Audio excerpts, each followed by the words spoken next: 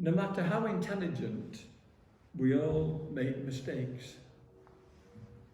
We don't always think before we speak.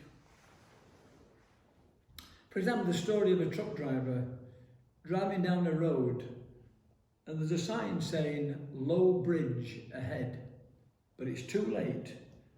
He gets stuck and there's cars all the way back. They're beeping horns, there's drivers getting angry, and the police arrive. And this clever policeman decides to be a bit clever and says to the driver, "You got stuck there, mate." And the driver said, "Well, no, actually," he said, "I was delivering this bridge and ran out of petrol." To live out the two great commandments that Jesus gave us, to love God with all our mind and with all our strength and with all our soul, and our neighbour as ourselves, doesn't just depend on how intelligent we are, and thank God for that. But it does require that we are aware of how our moods and attitudes do affect how we see life and how we relate to others. We can have our bad moods and our good moods. We're sometimes not at our best, and when we aren't always at our best, the world is a different place. When we're in a good mood and the world is great and we're feeling very good about ourselves, then the world is a different place also. It's part of the journey of life. We can be pessimistic, we can be optimistic, we can be negative, and we can be positive. Maybe the way to stay positive is to accept ourselves the way that we are and recognise what is good about our lives and what isn't. And what can we do about the not so good? There are some things that we can't do a thing about, but there are some things that we can do something about.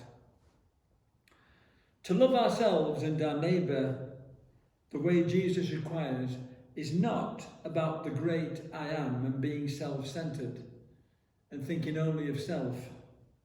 It's an invitation to take care of ourselves in good and healthy ways. I think sometimes we make the mistake of thinking that being selfish is always wrong. Well, it isn't always wrong, because if you're not selfish sometimes, you won't survive. Even Jesus himself was selfish at times. He took himself off by himself to pray or to be by himself or to go in a boat or whatever he was doing, because he needed that space for himself. So to be selfish sometimes isn't always a bad thing. It's essential, I think, for the quality of our lives.